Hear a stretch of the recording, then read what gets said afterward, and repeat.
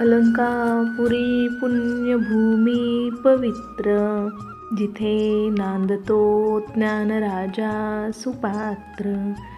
जया आठविता महापुण्य राशी, नमस्कार माझा सद्गुरु श्री ज्ञानेश्वरांसी. ओम नमो भगवते वासुदेवाय. श्री गणेशाय नमः. श्री ज्ञानेश्वरी अध्याय 18, भाग 14. सर्व प्राण्यांच्या हृदयरूपी मोठ्या आकाशात जो ज्ञानवृत्तीच्या सहस्त्र किरणांनी ईश्वररूपी जो सूर्य उगवला आहे व जो जीवांच्या जागृती, स्वप्न व सुषुप्ती या तिन्ही अवस्थारूप लोकास प्रकाशून देहात्मबुद्धीच्या विपरीत ज्ञानाने चांगल्या मार्गावरून च्युत झालेल्या त्या जीवरूपी वाटसरूंना जागे करतो. दृश्य जगतरूपी पाण्याच्या सरोवरात विषयरूपी कमळे उमलली असता 5 ज्ञानेंद्रिये व 6वे मन हे 6 पाय असलेल्या जीवरूपी भ्रमराकडून त्या कमळाचे सेवन तो ईश्वररूपी सूर्य करवितो. हे रूपक असो, सर्व प्राणीमात्रांच्या ठिकाणी मी अमुक आहे अशा रीतीने स्फुरणारा जो समष्टी अहंकार तो पांघरून तो ईश्वर अखंड प्रगट आहे. आपल्या शुद्ध स्वरूपाच्या आड आपल्याच मायेचा पडदा लावून एकटा सर्व दोरी हलवून बाहेर 84 लक्ष छायाचित्रे नाचवतो. तो ब्रह्मदेवापासून ते कीटकांपर्यंत संपूर्ण प्राणीमात्रांना त्यांच्या त्यांच्या योग्यतेनुसार देह देतो. त्यावेळी ज्या भूतापुढे जो देह त्याला योग्य किंवा अनुरूप म्हणून मांडावा त्या देहात तो प्राणी देहच मी आहे अशा अभिमानाने स्वार होतो.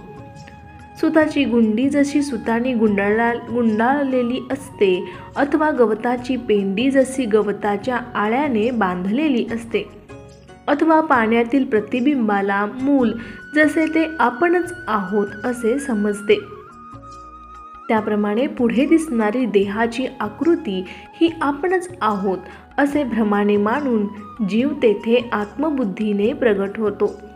याप्रमाणे देहाकार यंत्रावर प्राण्यांना घालून त्यांच्या प्रारब्ध कर्मानुसार ईश्वर सूत्र हलवितो. तेव्हा ज्या प्राण्याला जे स्वतंत्र प्रारब्ध कर्मरूपी सूत्र मांडून ठेवलेले असते तो प्राणी त्या गतीला पात्र होऊ लागतो. किंबहुना अर्जुना, वारा गवताच्या काड्या जशा आकाशात सर्वत्र उडवितो तसे हे जीवाचे प्रारब्ध कर्म त्यांना स्वर्गापासून मृत्यूलोकापर्यंत सर्वत्र इतस्ततः फिरविते. लोहचुंबकाच्या सानिध्याने लोखंडाला जशी गती प्राप्त होते तशी ईश्वरीय सत्तेच्या योगाने भूते प्राणीमात्र व्यवहार करतात. ज्याप्रमाणे एका चंद्राच्या सानिध्याने समुद्रातिकांच्या ठिकाणी हालचाल चालू होते त्या हालचाली अशा समुद्राला भरती येते. सोमकांत मण्याला पाझर फुटतो, चंद्रविकासिनी कमळे फुलतात व चकोर पक्षाला आनंद होतो. त्याप्रमाणे मूल प्रकृतीच्या अनुरोधाने जो ईश्वर अनेक भूतमात्र एकाच वेळी चालवितो तो तुझ्या हृदयामध्ये वास करून आहेच. अर्जुना, देहसंबंध अर्जुनपणा न घेता तुझ्या हृदयात मी असे जे स्फुरते ते खरोखर त्या ईश्वराचे रूप आहे. म्हणून तो ईश्वर प्रकृतीला प्रवृत्त करील हे निश्चित. आणि तू जरी लढणार नाहीस तरी ती प्रकृती तुला लढावयास लावेल. म्हणून तो ईश्वर हा मालक आहे. तो त्या प्रकृतीवर हुकूमत चालवितो व ती प्रकृती प्राण्यांच्या इंद्रियांकडून ज्यांची त्यांची कामे सहज करून घेते. करणे न करणे या दोन्ही गोष्टी प्रकृतीवर सोपवून तीही ज्या हृदयात असलेल्या ईश्वराच्या अधीन आहे. गंगेचे पाणी जसे महासागराला सर्वांगाने मिळते त्याप्रमाणे अहंकार, वाचा, चित्त व शरीर ही सर्व त्या ईश्वराला अर्पण करून शरण जा. मग त्याच्या प्रसादाने सर्वांचे खरे विश्रांतीचे स्थान जी शांतीरूपी स्त्री तिचा तू स्वामी होऊन निजानंद स्वरूपात रममान होशील. उत्पत्ती ज्याच्यापासून उत्पन्न होते, विश्रांती जिथे विसावा घेते, अनुभव देखील ज्या अनुभवाला अनुभवतो, पार्था त्या आपल्या आत्मस्थितीचा तू अक्षय राजा होऊन राहशील, असे लक्ष्मीपती श्री भगवान म्हणाले. हे गीता नावाने प्रसिद्ध असलेल्या सर्व वाङ्मयाचे सार आहे व ज्याच्या योगाने आत्मारूपी रत्न स्वाधीन होते. वेदांताने ज्ञान या नावाने ज्या गीताशास्त्राचा मोठेपणा वर्णन केल्यामुळे त्या वेदांताला जगात शुद्ध कीर्ती प्राप्त झाली. ज्या ज्ञानाच्या पुढे बुद्ध्याधिक म्हणून गणली गेलेली डोळस ज्ञाने ही केवळ अणुमात्र आहेत व ज्याच्या उदयाने सर्वद्रष्टा जो मी त्याचे दर्शन होते. अरे ते हे आत्मज्ञान सर्वांना गूढ असणारा जो मी त्या माझेही गुप्तधन आहे. म्हणून तू माझा सखा म्हणून तुझ्यापासून कसे लपवून ठेवू. यासाठीच अर्जुना तुझ्यावर संतुष्ट होऊन तुझ्याविषयीच्या कळकळीने आम्ही आपला हा गुप्त ठेवा तुला दिला. प्रेमाने वेडी झालेली आई आपल्या मुलाला उद्देशून माझा बाबा, माझी आई असे अयथार्थ बोलते. आमचेही तुझ्यावर असेच अलोट प्रेम आहे, परंतु आम्ही तसे करीत नाही. येथे आकाश जसे गाळून घ्यावे, अमृताचीही साल काढावी किंवा प्रतिज्ञेने जशी प्रतिज्ञा करावी. ज्याच्या तेजाने पाताळातील परमाणूही दिसतात, त्या सूर्याच्या डोळ्यातच जसे अंजन घालावे, त्याप्रमाणे सर्वज्ञ जो मी त्या मी सर्व गोष्टींचा निर्णय करून जे सत्यातले सत्य ठरले ते अर्जुना तुला सांगितले. आता यापुढे तूच आपला काय तो निश्चय कर आणि निश्चय ठरला म्हणजे जे तुझ्या इच्छेला येईल ते कर. मुक्तीचे शुद्ध स्वरूप असे देवांचे भाषण चालू असता अर्जुन स्तब्ध बसला. ते पाहून देव म्हणाले, खरा मतलबी आहेस रे. वाढणारा पुढे भुकेलेला मनुष्य भूक असूनही भिडेने पुरेपुरे म्हणाला तर भुकेचा त्रास त्यालाच होणार व त्या त्रासाचाही दोषही त्यालाच आहे. त्याप्रमाणे सर्वज्ञ श्री गुरूंची गाठ पडूनही आत्मनिश्चयाविषयीचा प्रश्न मनातील संकोच वृत्तीमुळे केला नाही तर आपणच आपल्याला फसविल्यासारखे होऊन त्या वंचनेचा दोषही त्याच्याकडे येतो व आपले सत्यस्वरूप त्याचे त्यानेच दुरावले असे होते. अर्जुना तुझ्या निवांत राहण्यात तुझा असा अभिप्राय असल्याचे दिसते की पुन्हा एक वेळ ते ज्ञान सारांश रूपाने थोडक्यात सांगावे. तेव्हा पार्थ म्हणाला, प्रभो माझे मन बरोबर ओळखलेस, पण इतकेही म्हणण्याचे कारण नाही. देवा आपल्या वाचून अंतर्यामी दुसरा कोण आहे. कारण सर्व विश्व तुझे ज्ञेय असून त्याचा स्वभावसिद्ध ज्ञाता तूच एक आहेस. सूर्याची तुम्ही सूर्य म्हणून कोणी स्तुती करतो काय. या अर्जुनाच्या भाषणावर देव म्हणाले, अरे आम्ही सांगितलेले तू समजून घेतोस हेच काय आमचे थोडे वर्णन आहे. तुझ्या मनातच आहे तर पुन्हा एक वेळ मोकळ्या मनाने माझे निर्मळ भाषण श्रवण कर. वाणीचा विषय म्हणून बोलावे किंवा ऐकण्याचा विषय म्हणून ऐकावे असा हा विषय नाही, पण तुझे भाग्य थोर आहे असे म्हणावे लागते. अर्जुना कासवीच्या पिलाचे ती दृष्टीच्या पांढ्याने रक्षण करते किंवा जे आपल्यामध्ये केव्हाही काही साठवीत नाही ते आकाशही आपल्या अवकाशात चातकासाठी जल धारण करते. जी वस्तू कोणत्याही व्यवहाराचा विषय नसते ती वस्तू जेव्हा जोडली जाते तेव्हा एकदम फल म्हणूनच साध्य साधन रूपाने नव्हे दैव सानुकूल असल्यावर काय प्राप्त होणार नाही.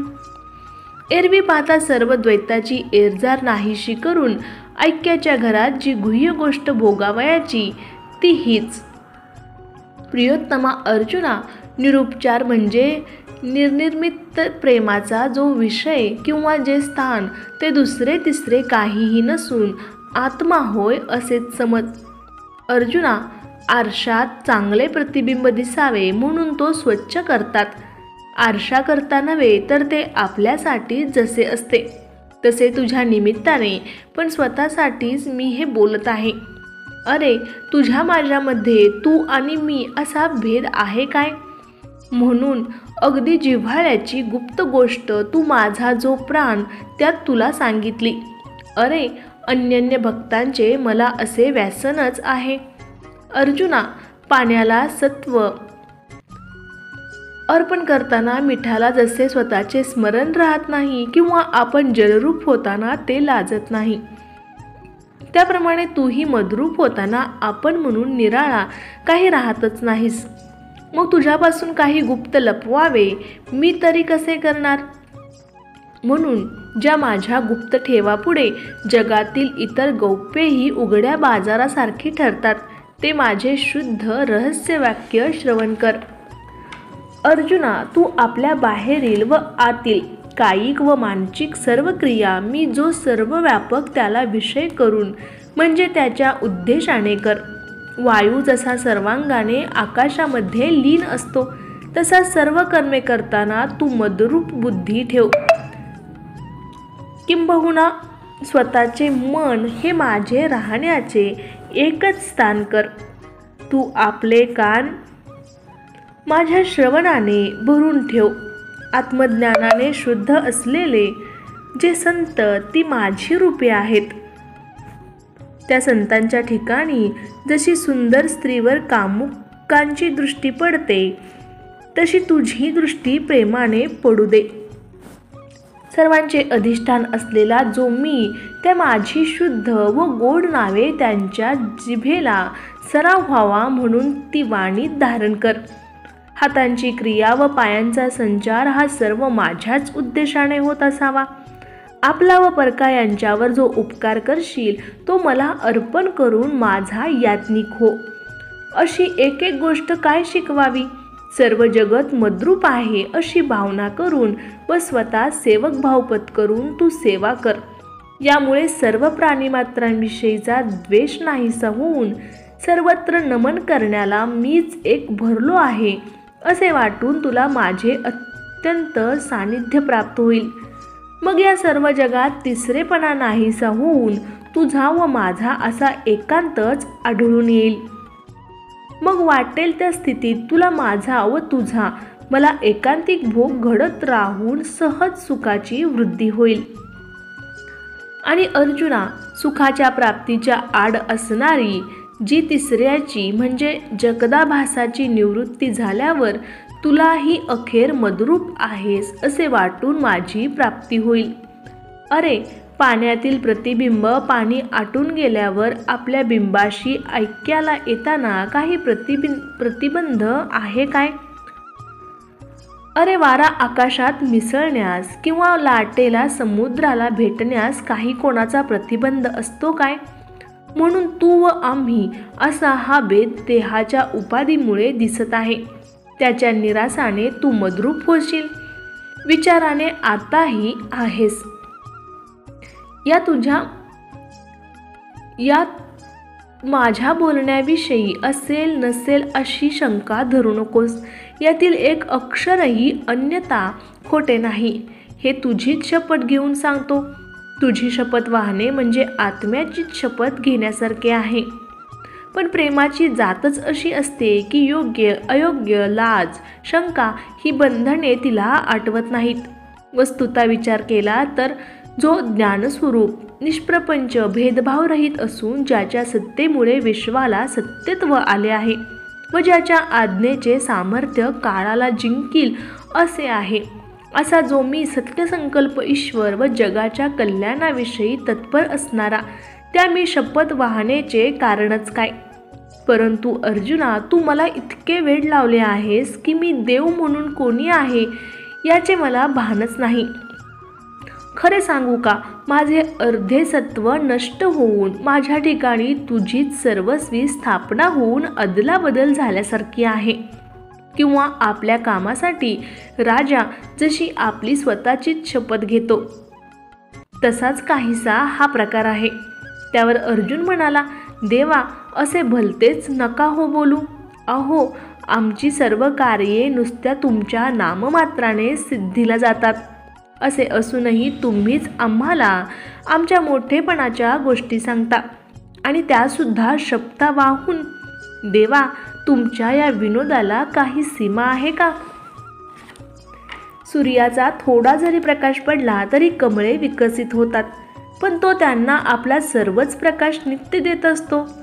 ढग इतका अफाट वर्षाव करतात की पृथ्वी शांत होऊन समुद्रही भरेल खरे, पण त्याचे दुसरे निमित्त अनन्य भावे शरण आलेल्या चातकाची तहान भागवणे हे असते. त्याच न्यायाने हे दानशूर दयानिधे देवा, तुमच्या ज्ञानदानरूपी औदार्याला नाही म्हणावयास मी निमित्त झालो हे खरे, पण त्यात आपण सर्व जगाचे कल्याण अथवा उद्धार केला आहे. तेव्हा देव म्हणाले, अर्जुना, आता ही प्रस्तावना राहू दे, आपण मूळ गोष्टीवर येऊ. हे पहा, या उपायाने तू मला निश्चय करून येऊन मिळशील. अर्जुना, ज्या क्षणी मिठाचा खडा समुद्रात पडतो त्याच क्षणी तो विरतोच. वेगळे राहण्याचे कारणच काय? त्याप्रमाणे सर्वत्र असलेली माझी व्याप्ती जाणून भजन केले असता व सर्व मीच आहे अशा दृष्टीचा उदय झाला असता, अहंता निशेष नाहीशी होऊन तू तत्वता मद्रूपच होशील. याप्रमाणे कर्मापासून ब्रह्मात्मैक्य ज्ञानापर्यंतचे माझ्या प्राप्तीचे सर्व उपाय तुला स्पष्टपणे सांगितले. थोडक्यात अर्जुना, असे प्रथम सर्व कर्मे मला अर्पण करावी, म्हणजे सर्वत्र माझी प्रसन्नता प्राप्त होते. अशा प्रसन्नतेनंतर माझ्या प्राप्तीसाठी केलेला ज्ञानविचार सिद्धीला जाऊन तो निश्चय करून मद्रूप होतो. अशी स्थिती झाल्यावर अर्जुना, साध्य साधनादी व्यवहारांचा लोप होऊन तुला काहीही कर्तव्य उरणार नाही. पार्था, मी जो आज तुझ्यावर प्रसन्न झालो आहे त्याचे कारण तू सर्वदा सर्व कर्मे मदअर्पण बुद्धीने केलीस. म्हणून हा युद्धाचा प्रसंग आहे, आताच नको, पुढे पाहू वगैरे काहीही विचार न करता मी या प्रसाद बळाने तुला भाळलो, वश झालो. ज्यायोगे प्रपंचासह अज्ञानाचा नाश होऊन अद्वितीय असा जो मी एक तो गोचर होतो, ते आपल्या गीतारूप ज्ञान अनेक युक्तीच्या उपायांनी मी तुला नाना प्रकारांनी सांगितले. या ज्ञानाच्या योगाने धर्माधर्माचे मूळ कारण जे अज्ञान ते सर्व टाकून दे. आशा जशी दुःखाला जन्म देते, निंदा जशी पापाला जन्म देते, हे राहू दे. ज्याप्रमाणे दुर्भाग्यहीन स्थिती उत्पन्न करते, त्याप्रकारे स्वर्ग नरक प्राप्तीची साधने जे धर्माधर्म त्यांची अज्ञान ही जननी आहे, त्यांचा ह्या ज्ञानाने संपूर्ण नाश कर. दोर हातात आल्यावर त्यावर पूर्वी भासलेला सर्प जसा नष्ट होतो किंवा जागे झाल्यावर स्वप्नातील सर्व व्यवहार लोपतो, कावे नाहीशी झाली म्हणजे चंद्राच्या ठिकाणी दिसणारा पिवळेपणा जसा नाहीसा होतो, किंवा रोग संपला की तोंडाचा कडवटपणा जसा जातो, दिवस मावळताच मृगजळ नाहीसे होते, किंवा लाकूड संपले की त्यातील अग्नीही संपतो, त्याप्रमाणे धर्माधर्माचा बाऊ वाढवणारे मूळ कारण जे अज्ञान त्याचा त्याग करून सर्व धर्माधर्मापासून मुक्त हो. झोपेतून उठल्यावर स्वप्न संपते व आपणच एकटे असतो, तसा अज्ञानाच्या नाशानंतर एकटा मीच आपोआप सहज उरतो. एक माझ्या सत्ते वाचून जगात कोणत्याही पदार्थाला भिन्न अथवा अभिन्नत्वाने नांदण्या इतकी सत्ता नाही. असे जे माझे सर्व व्यापक स्वरूप त्याच्याशी माझे ही वस्तुता तेच स्वरूप आहे, अशा शुद्ध बोधाने अन्यन्य हो, वेगळा उरू नकोस.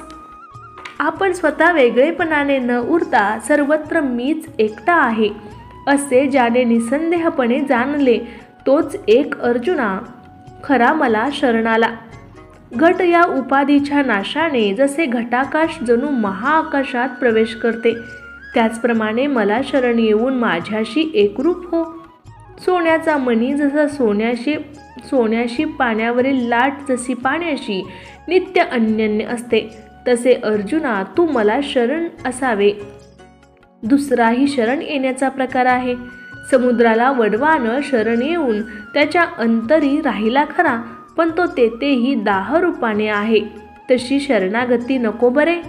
मलाही शरण आलेला आहे आणि पुन्हा स्वतःला जीवही समजतो. धिक्कार असो या भाषेला. असे म्हणताना त्याची बुद्धी लाजत कशी नाही. अरे, पृथ्वीवरील एखाद्या राजाने अगदी सामान्य दासीचाही जर अंगीकार केला तर तिला राणीपद मिळते. तर मग साऱ्या विश्वाचा स्वामी जो मी, त्याची भेट होऊनही पुन्हा जीवदशा तशीच कायम आहे असे ओंगळ बोल नुसते ऐकण्यासही आमचे कान तयार नाहीत. म्हणून मद्रूप झालास की माझी सहज सेवा घडते. ते मद्रूप होणे साध ती सिद्धी या मी सांगितलेल्या ज्ञानाने प्राप्त होते. दही घुसळून ताकातून लोणी निराळे केले आणि मग ते पुन्हा ताकात टाकले तरी जसे काही केल्या त्याच्याशी एकरूप होत नाही. त्याप्रमाणे शुद्ध अद्वय बोधाने मला शरण आलास म्हणजे सहजच धर्माधर्माचा तुला स्पर्श होणार नाही.